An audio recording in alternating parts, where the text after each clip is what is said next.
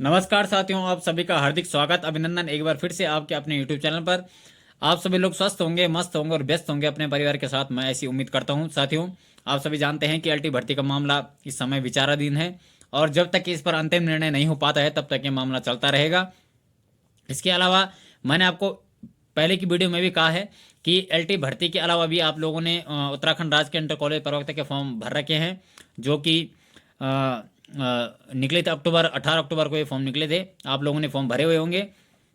साथियों, 6 अप्रैल 2025 को आप लोगों की प्रारंभिक परीक्षा होने जा रही है। उत्तराखंड लोक सेवा आयोग के द्वारा यह परीक्षा आयोजित कराई जाएगी और इसका जो पाठ्यक्रम आप लोगों को दिया गया है, आप सभी इससे अवगत हैं कि 5 भागों में इसका प्रारंभिक परीक्षा का पाठ्यक्रम डिवाइड हुआ है, बांटा गया है। जो इसमें पहला भाग है वो है शिक्षण अभिरुचि का, जो कि 40 अंकों का है। उसके बाद जो जीके जीएस वाला है, सामान्य अध्ययन वाला, वो 35 नंबरों का है। और फिर उत्तराखंड 30 नंबर का, और हिंदी 20 नंबर की, और रीजनिंग और मैथ 25 नंबर की है।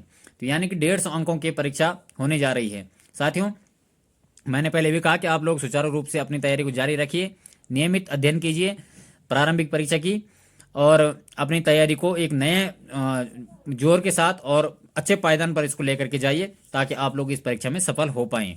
साथियों, इसके जो जीके जीएस वाला भाग है, इसमें आपने टॉपिक देखा होगा, उसमें बौद्धिक संपदा का अधिकार, उपभोक्ता सशक्तिकरण इत्यादि जो टॉपिक दिए गए हैं। आज उन्हीं में से एक टॉपिक उपभोक्ता सशक्तिकरण के ऊपर मैं आप लोगों के लिए कुछ नोट्स के माध्यम से महत्वपूर्ण चीज़ों को लेकर के आया हूँ। पॉइंट के माध्यम से हम इसको समझेंगे। और इसके बाद बौद्धिक संपदा का अधिकार हो गया, जो अन्य जो भी टॉपिक है उन पर भी वीडियो लेने का मेरा प्रयास रहेगा। मेरे पास इस समय संसाधनों का अभाव है, अन्यथा मैं बोर्ड के माध्यम से डिस्कस करता आप लोगों के साथ, लेकिन ऐसा नहीं हो पाएगा। लेकिन नोट्स के माध्यम से मैं आप लोगों को बताना चाहता हूं।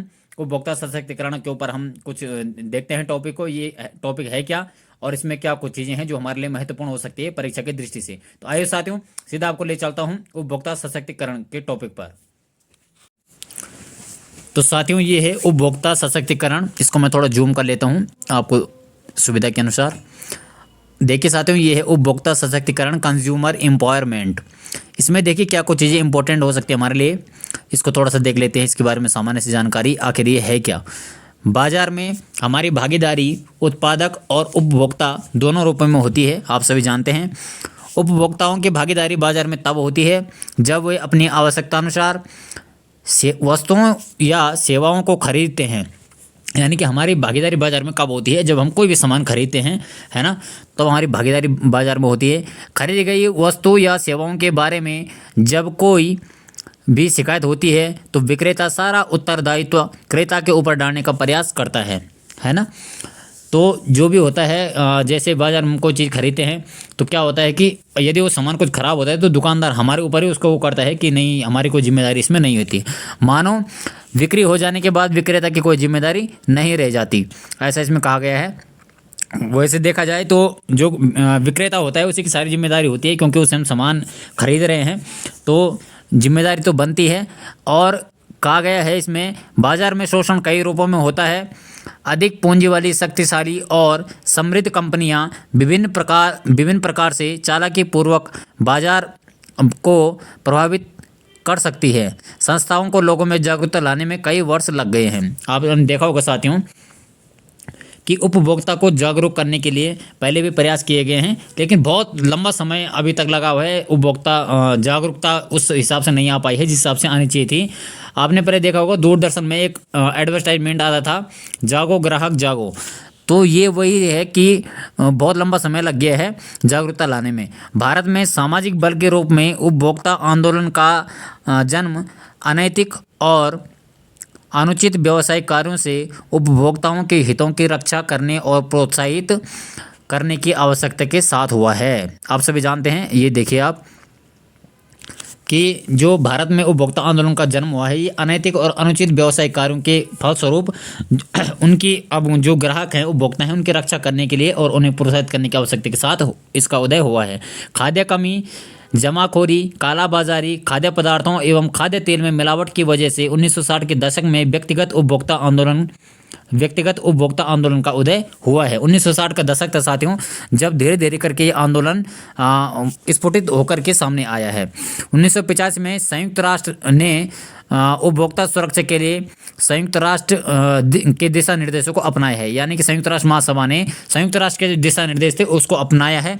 अंतर्राष्ट्रीय स्तर पर यह उपभोक्ता आंदोलन का आधार बना। जो ये निर्देश थे ये क्या बना, अंतर्राष्ट्रीय स्तर पर उपभोक्ता आंदोलन का आधार बना और इसके बाद उपभोक्ता आंदोलन शुरू हुआ।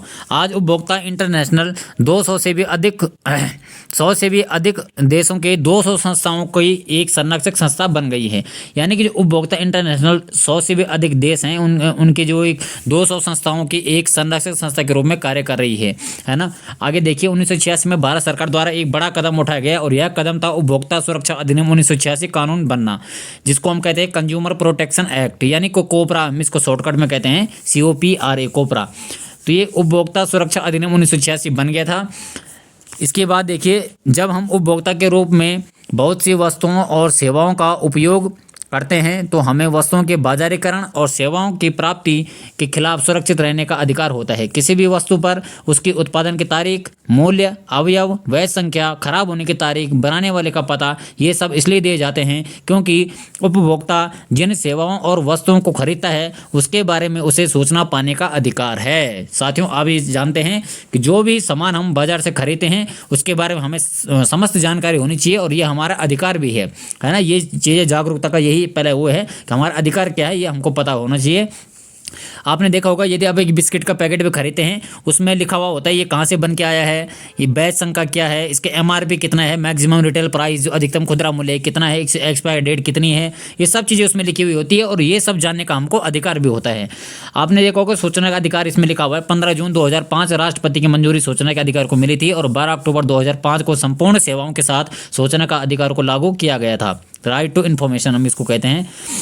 इसके बाद साथियों, मैंने एक पॉइंट यहाँ पर लिखा हुआ है, ये स्टार भी लगा रखा है। उपभोक्ता एक समूह के रूप में जब होता है तो उसको हम कहते हैं क्लास एक्शन सूट। उपभोक्ता जब एक समूह के रूप में होता है उसको हम क्लास एक्शन सूट कहते हैं। कम्युनिटी बॉक्स में मैंने एक क्वेश्चन डाला हुआ था सुबह कि उपभोक्ता जब एक समूह के रूप में होता है उसे क्या कहा जाता है, तो उसका आंसर ये है क्लास एक्शन सूट। इसके बाद साथियों, इसके बारे में कुछ और चीज़ देखते हैं। उपभोक्ता को अनुचित सौदेबाजी और शोषण के विरुद्ध क्षतिपूर्ति निवारण का अधिकार है। यानी कि उपभोक्ता को अनुचित सौदेबाजी और शोषण के विरुद्ध के क्षतिपूर्ति निवारण का अधिकार है। उपभोक्ता उपयुक्त उपभोक्ता केंद्र के सम्मुख अपनी शिकायत दर्ज करा सकता है। आवासीय कॉलोनी में निवासी कल्याण संघ, जिला स्तर पर उपभोक्ता आयोग, विवाद निवारण केंद्र, यहाँ पर 1 करोड़ तक के दावों से संबंधित विचार किया जाता है।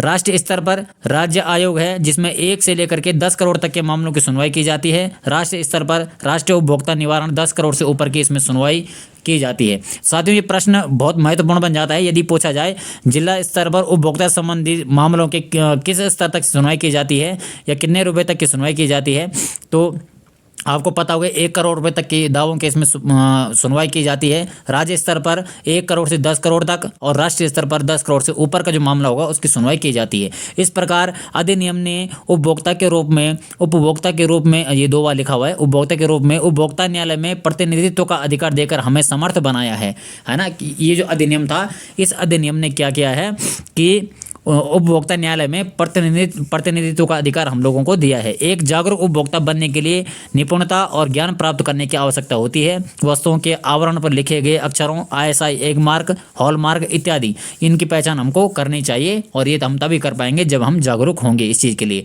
24 दिसंबर को भारत में राष्ट्रीय उपभोक्ता दिवस के रूप में मनाया जाता है। आप सभी जानते हैं, मैंने स्टार्टिंग में ही बताया था।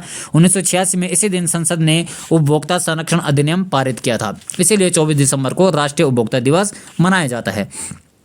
इसके बाद देखिए साथियों, भारत उन देशों में से एक है जहां उपभोक्ता संबंधित समस्याओं के निवारण के लिए विशिष्ट न्यायालय है। उन देशों में से भारत एक है जहां पर क्या है, उपभोक्ता संबंधित समस्याओं के लिए विशिष्ट न्यायालय बनाए गए हैं। आज हमारे देश में 2000 से अधिक उपभोक्ता संगठन है। 50 से 60 को अपने कार्यों के लिए मान्यता प्राप्त है। यानी कि ऐसे 50 से 60 संगठन हैं जिनको अपने कार्य करने के लिए मान्यता प्रदान की गई है। कोपरा में वर्ष 2019 में संशोधन हुआ। कोपरा का मतलब आप समझ गए होंगे, कंज्यूमर प्रोटेक्शन एक्ट जो है, इसमें 2019 में संशोधन किया गया। अब इंटरनेट के माध्यम से भी खरीद शामिल है। अंतर्राष्ट्रीय उपभोक्ता दिवस 15 मार्च को मनाया जाता है। ये बहुत महत्वपूर्ण प्रश्न बन जाएगा। अंतर्राष्ट्रीय उपभोक्ता दिवस 15 मार्च को मनाया जाता है। भारत में पहली बार यह 2000 में मनाया गया। अब इसके बाद देखिए साथियों, पहला उपभोक्ता संरक्षण विधेयक 24 दिसंबर 1986, प्रधानमंत्री उस समय राजीव गांधी जी थे। 15 मार्च 1992 को जॉन एन कैनेडी द्वारा उपभोक्ता संरक्षण पर पेश विधेयक को अनुमति दी गई थी। ये महत्वपूर्ण है, इनको आप नोट कर सकते हैं। और यदि आप लोगों को इसकी पीडीएफ चाहिए तो आपको इसकी पीडीएफ भी मिल जाएगी, आप अपने हिसाब से इसको देख भी सकते हैं। 1993 2002 में महत्वपूर्ण संशोधन इसमें हुआ था। और इसके बाद देखिए, जेआरडी के नेतृत्व में 1966 में उपभोक्ता संरक्षण के तहत केयर प्रैक्टिस एसोसिएशन की स्थापना मुंबई में की गई थी। किसके नेतृत्व में? जेआरडी के नेतृत्व में 1966 में उपभोक्ता संरक्षण के तहत केयर प्रैक्टिस एसोसिएशन की स्थापना की गई थी। ग्राम पंचायत में स्वयं सेवी संगठन के रूप में बीएम जोशी 1974 में इसकी स्थापना की थी। ग्राम पंचायत में जो है ये स्वयं सेवी संगठन के रूप में बीएम जोशी ने 1974 में इसकी स्थापना पुणे में की थी। धारा 27, इसकी जो धारा 27 है इसमें कारावास की सजा है। धारा 25 में कुर्क आदेशों को पालन न किए जाने पर, है ना, ये कुर्क की जाएगी संपत्ति। शिकायत, स्वयं उपभोक्ता संगठन जो समिति पंजीकरण अधिनियम 1860 तथा कंपनी अधिनियम 1951 या फिलहाल लागू किसी अन्य विधि के अधीन पंजीकृत है, शिकायत दर्ज कर सकते हैं। इसमें शिकायत हम कैसे दर्ज कर सकते हैं? तो ये इसका प्रावधान है कि हमको क्या करना होगा। स्वयं उपभोक्ता संगठन जो समिति पंजीकरण अधिनियम 1860 तथा कंपनी अधिनियम 1951 या फिलहाल लागू किसी अन्य विधि के अधीन पंजीकृत है, शिकायत इसमें दर्ज की जा सकती है। सादे कागज पर शिकायत, शिकायतकर्ता तथा विपरीत पार्टी के नाम का विवरण तथा पता, शिकायत से संबंधित तथ्य एवं यह सब कब और कहाँ हुआ, समर्थन दस्तावेज, साथ ही पंजीकृत एजेंट में हस्ताक्षर होने चाहिए। सादे कागज पर हम इतनी सारी चीज़ें लिख सकते हैं। और उसके बाद जो है सतह पूर्ति का क्या प्रावधान है इसमें?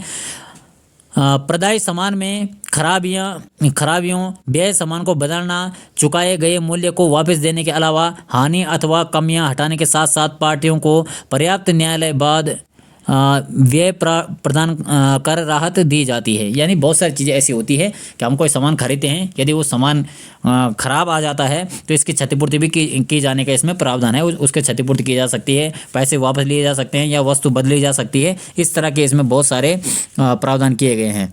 MRTP, भ्रमित करने वाले झूठे विज्ञापनों को आधार बनाकर शोषण करने की प्रवृत्ति कुछ व्यापारियों में पनपती दिखाई देती है। असंभव बातों की गारंटी दी जाती है और प्रचारित वस्तुओं की गुणवत्ता अच्छी नहीं होती, उसका मूल्य अधिक लिया जाता है। कई बार एकाधिकारिता का लाभ उठाकर अधिक मूल्य लिया जाता है। इस तरह के शोषण से बचने के लिए केंद्र सरकार द्वारा monopolies and restrictive trade practices MRTP act 1989 प्रभावी है। MRTP कमीशन को शिकायत दी जाती है या की जाती है, इसके पास शिकायत की जाती है। MRTP आप समझ गए होंगे। इसमें क्या होता है कि भ्रमित करने वाले जो विज्ञापन होते हैं, कई बार आपने देखा ना, फेयर एंड लवली का एक ऐड आता था पहले और उसमें 1 सेकंड में चेहरे को चमकाया जाता था, जबकि ऐसा होता नहीं है। इस तरह के कई भ्रमित विज्ञापन आते थे और इसके खिलाफ जो हम शिकायत भी कर सकते हैं। और कहाँ पर कर सकते हैं? MRTP के माध्यम से इसमें हम शिकायत कर सकते हैं। Monopolies and restrictive trade practices, इसमें हम शिकायत अपनी दर्ज कर सकते हैं। इसके बाद देखिए साथियों, कोपरा संशोधन 2002 22 दिसंबर 2002 को राष्ट्रपति ने अनुमति दी। इसमें उपभोक्ता जागरूकता, उपभोक्ता को लाभ तभी मिलेगा जब उपभोक्ता शिक्षित, जागरूकता और अपने अधिकारों की रक्षा करने हेतु तैयार हो। शिक्षित करने का अभियान शासन ने चलाया है। जैसे कि मैंने बताया, जागो ग्राहक जागो, ये एक पहल थी कि ग्राहक जागरूक हो जाए अपने अधिकारों के प्रति। तो ये चीज़ है। उपभोक्ता संरक्षण अधिनियम 2019, इसमें कुछ संशोधन जो हुआ था 1986 वाले में, इसी की बात कर रखी है। 20 जुलाई 2020 से लागू हुआ था। ये प्रश्न बहुत महत्वपूर्ण बन जाएगा कि उपभोक्ता संरक्षण अधिनियम 1986 में जो संशोधन 2019 में हुआ था, ये कब से लागू किया गया? तो 20 जुलाई 2020 से लागू हुआ। यह अधिनियम उपभोक्ता संरक्षण अधिनियम 1986 को प्रतिस्थापित करेगा। प्रतिस्थापित का मतलब यही हुआ कि इसमें कुछ चेंज हो रखे हैं और अब ये इसकी जगह ले लेगा। अधिकारों में उल्लंघन और संस्थान द्वारा दी गई शिकायतों की जाँच की जाएगी। असुरक्षित वस्तुओं और सेवाओं को वापस देना तथा कार्रवाई करना, भ्रामक विज्ञापनों पर रोक, भ्रामक विज्ञापनों के निर्माताओं और प्रसारणों पर जुर्माना, ई-कॉमर्स और अनुचित व्यापार व्यवहार पर नियंत्रण 2020 नियम अनिवार्य हैं। सरकार उपभोक्ता दस्तावेज संरक्षण ई-कॉमर्स नियम 2020 उत्पाद का दायित्व, ये सारे तमाम जो चीज़ें हैं ये इसमें शामिल की गई थी। और ये था जो संशोधन हुआ था 2019 में। ये महत्वपूर्ण पॉइंट थे इसमें कि क्या क्या संशोधन हुआ था, अब इसमें क्या क्या किया जाएगा। जैसे कि यहाँ पर लिखा हुआ है भ्रामक विज्ञापन पर रोक लगाना, भ्रामक विज्ञापनों को जो निर्माता है उन और उसके प्रसारणों पर जुर्माना लगाना, इस तरह की चीज़ें दोस्तों इसमें शामिल थी। और इस प्रकार से मैंने बहुत शॉर्ट नोट से कह सकते हैं आप इनको, बहुत बड़ा वैसे ये है लेकिन मैंने बहुत शॉर्ट नोट से इसको बनाया हुआ है उपभोक्ता सशक्तिकरण को, तो आप लोग इसको देख सकते हैं। यदि आप लोगों को इसकी पीडीएफ चाहिए तो वो पीडीएफ आपको उपलब्ध हो सकती है। और आज के लिए साथियों इतना ही था। इसके बाद मैं बौद्धिक संपदा का अधिकार जो है उसके ऊपर एक वीडियो लेकर के आऊँगा। आज के लिए साथियों इतना ही। आप सभी का धन्यवाद।